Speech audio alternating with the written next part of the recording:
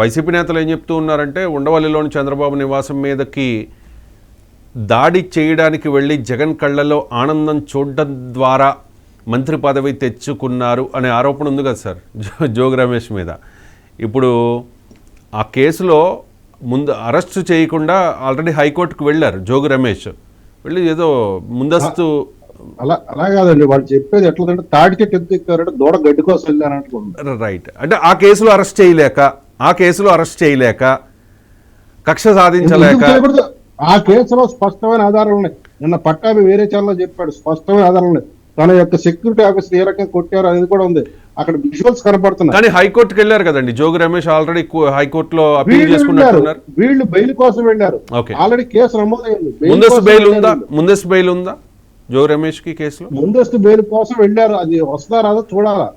Okay, కాబట్టి కానీ latest information ఏంటంటే జోగి రమేష్ కి కొద్దిసేపటి క్రితం పోలీసులు ఫోన్ చేసి ఒకసారి రండి ఆ కేసులో విచారణ చేయాల్సి ఉంది అంటే ఓకే వస్తాను అన్నారట. అప్పుడు మీరు ఉపయోగించిన వెహికల్, అప్పుడు మీరు ఉపయోగించిన ఫోను, అలాగే అప్పుడు మీరు ఉపయోగించిన సిమ్ కార్డు కూడా మీతో పాటు తీసుకురండి అని చెప్పారట. మరి జోగి రమేష్ని అరెస్ట్ చేస్తారనే ప్రచారం ఉంది. ఒకవైపు జోగి రమేష్ ముందస్తు బెయిల్ కోసం హైకోర్టులో పిటిషన్ దాఖలు చేసిన నేపథ్యంలో దాని గురించి ఇంకా హైకోర్టు రెస్పాండ్ అవ్వని పరిస్థితుల్లో జోగి రమేష్ అరెస్ట్ అయ్యే అవకాశం ఏదైనా ఉంటుందా? అంటే హైకోర్టులో ముందస్తు పెండింగ్ లో ఉంది కాబట్టి తొందరపడి చేయరు, ఎందుకంటే ఈ ప్రభుత్వం కక్ష సాధింపు కోసమే ద్వారంలో వెళ్ళట్లేదు కాబట్టి. అయితే పోలీసులు అతనికి ఆ కేసులో నోటీస్ ఇచ్చిన మాట వాస్తవం, పలానా రోజు రమ్మన్న మాట వాస్తవం. అది వాళ్ళ లాయర్లు వీళ్ళు చూసుకుంటారు, అది అక్కడ కాదు మనం వదిలేస్తే. ఈ కేసులో కూడాను ఏఎస్పీ సౌమ్య లత గారు ఒక స్టేట్మెంట్ ఇచ్చారు, ఇందులో జోగి రమేష్ పాత్ర కూడా ఉందని తెలిస్తే అతని మీద కూడా చర్యలు ఉంటాయని. ఇది ఈ అగ్రిగోల్డ్ అటాచ్మెంట్ ఆ భూముల కేసులోనా? భూముల కేసులో, ఎందుకంటే ఆ స్థాయి అధికారులు రిజిస్ట్రారు, సబ్ రిజిస్ట్రారును, ఎంఆర్ఓ స్థాయి అధికారులు తలవగాలంటే, సర్వేయర్లు రిపోర్ట్లు ఇవ్వాలంటే ఒక మామూలు ఆర్డినరీ పర్సన్ వాడి వల్ల అవుతుందా? కానీ కొంచెం చాలా మందికి వచ్చే డౌట్ ఏంటంటే A1గా అంటే ల్యాండ్ రాజీవ్ పేరు మీద ఇదైంది కాబట్టి, లావాదేవీలు జరిగాయి కాబట్టి A1గా జోగి రాజీవ్ ఉన్నారు.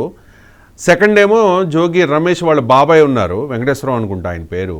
కానీ A1 నుంచి A9 వరకు ఎక్కడ కూడా జోగి రమేష్ పేరు ఇంక్లూడ్ చేయలేదు. ఎందుకు?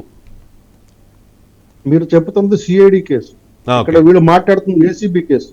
ఆ ఏఎస్పీ మాట్లాడుతుంది ఏసీబీ కేసు. ఏసీబీ కేసులో 5గురిని మాత్రం ముద్దాలుగా చూపించారు ఇంతవరకు. సిఐడి పోలీసులు పెట్టిన దాంట్లో 9 మంది ఉన్నారు. ఓకే, సిఐడి పోలీసులకు వేరు చట్టం, వాళ్ళు ఐపీసీ చట్టాన్ని ఫాలో అయ్యారు. వీళ్ళు ఏసీబీ వాళ్ళు అవినీతి నిరోధక శాఖ చట్టం, ఎందుకంటే సిఐడి పోలీసులు ఈ చట్టం కింద పెట్టలేరు కాబట్టి వీళ్ళు ఏసీబీ అధికారులు ఈ చట్టం కింద పెట్టారు, ఎందుకంటే అందులో అధికారులు కూడా ఇన్వాల్వ్ అయి ఉన్నారు కాబట్టి, వాళ్ళు అవినీతికి పాల్పడ్డారు కాబట్టి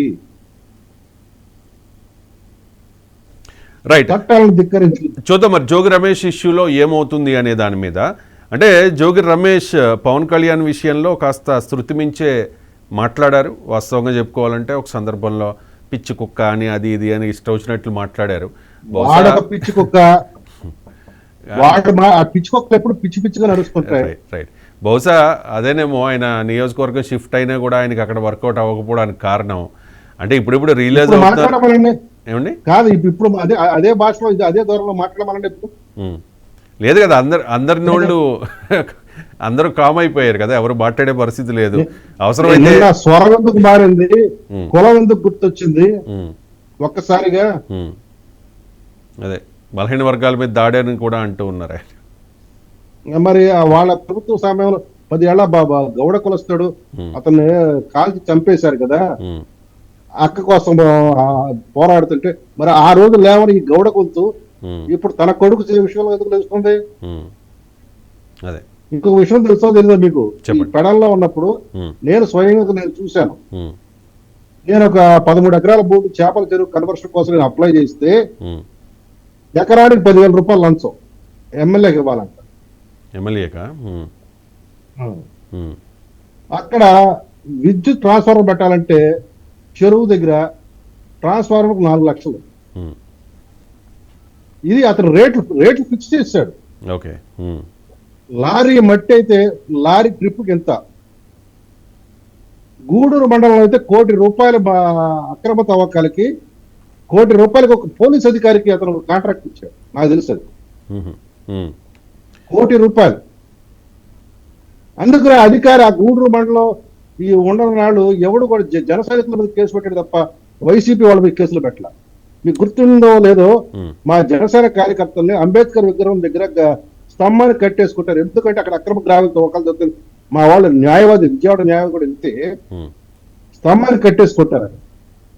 కొట్టేసింది ఎవరు? ఈ పెడన, ఈ అప్పుడు నాటి పెడన ఎమ్మెల్యే జోగి రమేష్ అంచాడు. ఇప్పుడు ఒక్కొక్కటి కూడా బయటికి తీస్తాం అంటే, ఎన్నికల ప్రచారంలో పవన్ కళ్యాణ్ చెప్పారు, చంద్రబాబు నాయుడు కూడా చెప్పారు, ఈ ప్రభుత్వం చేస్తున్న అవినీతిని మేము అధికారంలోకి వచ్చిన తర్వాత తవ్వి తీస్తాం, విచారణ చేస్తాం, దోషుల్ని ఖచ్చితంగా శిక్షిస్తాము అని చెప్పేసి.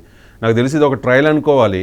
ఫస్ట్ జోగి రమేష్తో ఇది ఆల్రెడీ పెద్దిరెడ్డితో స్టార్ట్ అయింది. మీరు జోగి అనబాకండి, రోగి రమేష్ వాడు రోగి. లేదు, మీరు అనొచ్చేమో, నేను అనకూడదు అన్నమాట. రైట్. అంటే మీరు చెప్తున్న దాని ప్రకారం ఆయన చేసిన అవినీతి, అక్రమాలు, దందాలు, ఇసుక, మట్టి, ఇంకా చాలా వాటి మీద మా సొంత ఊరు కొండపల్లి, ఆ కొండపల్లి కిల్లా ప్రాంతంలో, ఆ కొండ ప్రాంతాలు కూడా బోళ్ళంత గ్రావెల్ తవ్వుకుంటూ వెళ్ళిపోయాడు. ఓహో, ఓకే. కథలుగా చెప్తారు మీకు ఛానల్ వాళ్ళు వెళ్తే. రైట్. అంటే ఇన్ని ఆరోపణలు ఉన్నాయి కాబట్టి ఇది ఒక ట్రయల్. జస్ట్ 2300 చదరపు గజాల స్థలం ఇది, దీనికి ఎంత పెద్ద ఇష్యూ చేస్తున్నారు అన్నట్టుగా నేను జోగి రమేష్ మాట్లాడారు. సో ఇది ఒక ట్రయల్ అనుకోవచ్చా? ఇంకా వన్ బై వన్ వస్తాయా? ఇంకా టైర్లు అమ్ముకున్నాడు, పాత టైర్లు అమ్ముకున్నాడు. పాత టైర్లా? ఆర్టీసీ రీజనల్ చైర్మన్ చేశాడు అప్పుడు రాజశేఖర రెడ్డి. ఓకే. చేస్తే కాంగ్రెస్ పార్టీ టైంలో. అప్పుడు కూడా వీడు టైర్లు అమ్ముకొని డబ్బులు గడించినాడు. రైట్. వీడి చరిత్ర అంతా కూడా దోపిడీలు, దొంగతనాలు, ఆక్రమణలు, దౌర్జన్యాలే. మరి నిన్న వాడు శ్రీమతి ఏంటో మేము చాలా సక్రమంగా సంపాదించామని ఆమె గొల్లు నడుస్తుంది. కుటుంబం లేదా, మీకు లేదా, వాళ్ళకి లేదా అని పెద్ద పెద్ద నాయకులు వాళ్ళ పేర్లు పెట్టి మరి దీవిస్తుంది. మరి నీ కొడుకు వాడు ముట్టిగంత 25 ఏళ్ళు వాడు చంద్రబాబు నాయుడు పట్టుకుని ఏ రకంగా మాట్లాడాడు ఎన్నికల సమయంలో? మరి ఆడికి బుద్ధి జ్ఞానం లేదా? మరి 25 ఏళ్ళగా ఆడి ముట్టి కింద 75 ఏళ్ల వయసు ఉన్న వాడిని పట్టుకుని రోగి అంటాడా?